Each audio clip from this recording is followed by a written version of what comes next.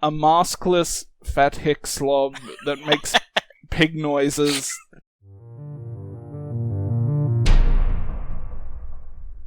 Lastly, we have Slaughterhouse from 1987, which it's not necessarily a classic, but hey, it's from the 80s, so that's a good thing. Basically, the owner of this closed down slaughterhouse is facing some foreclosure issues, and he sort of wants revenge against the people he thinks are trying to kick him out of his house. And he has a mentally challenged kid named Buddy, who is quite a large fellow. And he basically uses his son to get revenge on these people, including the sheriff. And there's also some teenagers who happen to be in the wrong place at the wrong time, and they sort of get mixed into this too. This movie, I feel like I enjoyed it more than I was thinking I would, because I've seen this once before. And the first time I saw it, I had very lukewarm feelings toward it. I think it's because there's a bit of a comedic influence thrown in here. Sometimes that can be a bit much for me. But when I just watched it earlier today, it seemed to me that there wasn't really too much over-the-top comedy scenes. For the most part, it seemed like a quote-unquote normal slasher movie. Sort of like a Texas Chainsaw Massacre almost influence type thing, which I was happy with. None of the characters are particularly memorable, aside from maybe Buddy, though I did like the father. But, I do think the kills generally are also pretty decent. So what's your history with this one? Have you seen this one a lot of times before? No, this was the first time watch. It's been on my list as something to watch eventually, so I've certainly come across it, and being a bit of a gritty 80s slasher type movie, it's something that I eventually wanted to see. I didn't like it as much as I thought I could have, and I didn't have high expectations for it, but it just didn't really... I just thought I could have liked it more than I did. I don't know if disappointing is the exact word I should be using, because I wasn't expecting a lot anyways, but I just think a maskless fat hick slob that makes pig noises, it's not exactly at the top of interesting characters for me. He looks pretty menacing, though. So, yeah, I mean, certainly you don't want this big dude swinging machetes or whatever type of bladed weapons that he uses. You don't want him doing that, but and I think the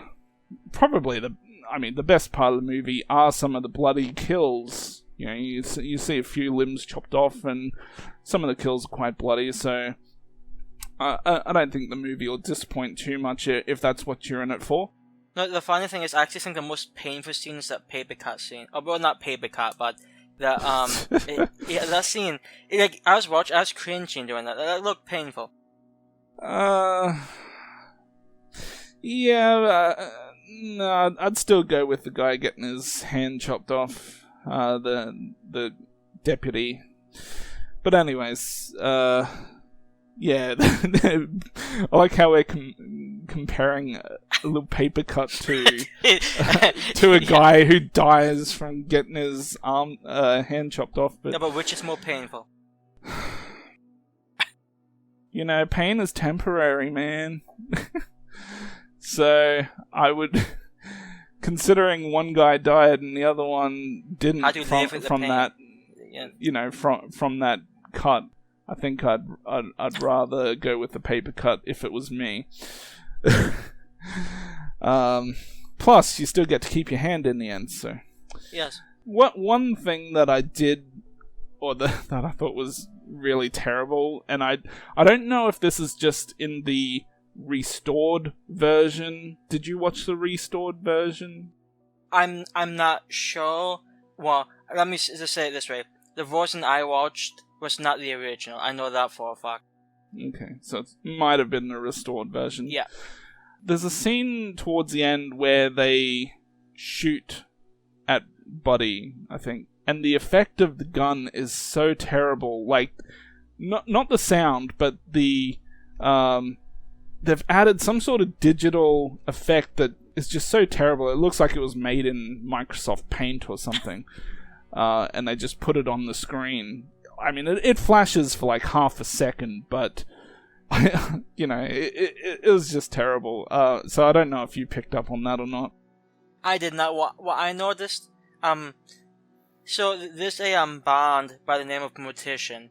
They do sort of like a very death grindish style of music, very loud death metal basically, and they formed, I think, in the late 90s, early 2000s.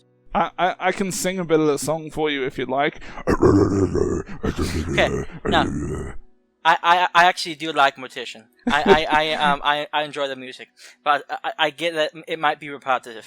But I actually first heard about this movie through the Mortician song, because I actually have the CD the song is on, and of course it sort of samples to the movie, and so of course that's how I first got interested in seeing this one. So and the version I saw actually ended with that song, which definitely wasn't in the original movie. Yeah, so that I think that's a restored version, because that was also in the one that I watched. Which, I don't much care for that. I don't know why they... I don't know why you couldn't see the original one, but hey, whatever, it's fine. At least I got to see it. So, I don't know, I do sort of like... I do like the song, but I just sort of wish the song wasn't at the end of this movie. I was a little surprised when I was watching the end of that movie, because I was thinking, geez, this feels a little more modernized for something that was made 30 years ago. Yeah. Because they're showing all these behind-the-scenes pictures with, as they're going through the end credits, and I don't know, just the appearance of it just seems so unusual for a movie from the 80s. And then I realized, okay, this was probably actually done more recently. Or added in more recently, I mean. Yeah, so I'm not sure exactly how the original one, like the end credits, how they looked, but... No, I'm wondering, because I really don't know. Was the opening so new, or is that original? Like showing the pig being slaughtered? Yeah, I'm not sure. I'm just going to assume it's original, I don't know. But I sort of like the opening showing like the sort of process it goes through. But I hated that music. I just hated it. Yeah, the music was pretty stupid. I could have... See, like, sometimes it just gets a bit much. And if they had just shown those scenes, I would, without any music, I probably would have been a lot more okay with it, making it look like sort of a grim, gritty type movie, and then throwing in some comedy later on. But they immediately just start with that music, and it just rubbed me the wrong way.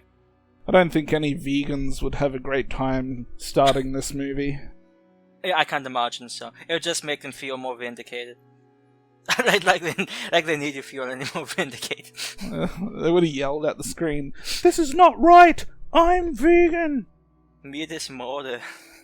Yeah, which is kind of funny, because the killer is kind of like an animal lover, I guess, so... Yeah, actually, that reminds me of a sort of a funny scene. I thought it was funny when the old guy was sort of yelling at the guy who runs like a new meat processing plant. Hey, you guys have like, what was it, 30% fat, 15% fat, something like that. And I sort of like later on he apologizes about that. I was like, oh hey, I understand profit margin, so I get it. I apologize. It sort of cracked me up that you have this like old hit guy talking about profit margin. And I don't know, I just sort of chuckled quite loudly at that. Yeah. And I guess the only other thing that I'll mention is that even though overall I thought the movie was kind of there was one scene, it was such a simple scene, and just a scene where Buddy is, I think he's sitting down, kind of just looking at like this flattened, dead rodent. I don't know if it was a rat or whatever it was, I can't recall now, but just a small animal that's dead and flat. He's kind of playing around with it in his hands. For some reason, that scene stood out to me, and that'll probably be like the one scene that I remember, 2 years from now. So I don't know why, but I don't know. I'm glad they just put that small scene. I mean, there's nothing really to it. It's just him sitting looking at it, but for some reason that did something. Yeah, I think for me that gave him just like, it did give him character, but it gave him just a little more emotional depth than what we've seen. Like for the most part, he seems like this mindless guy. He has, obviously he has big mental issues. So that one scene we see, it's not like a bad guy. He's just well, he has problems. Um, so I thought it was interesting. It did, leave a strong impact on me. But I agree. I sort of like how they threw that in there. Yeah. Yeah. So I'm going to. This is another one I had to think about for a little, because the first time I saw this movie, like I said, I was somewhat disappointed. I was lukewarm toward the whole thing, and this time I still had some issues with it, but I generally thought it was decent. So I think I'm going to go with a 7.5, and I'll probably round that down to an average rating, just a 7 out of 10.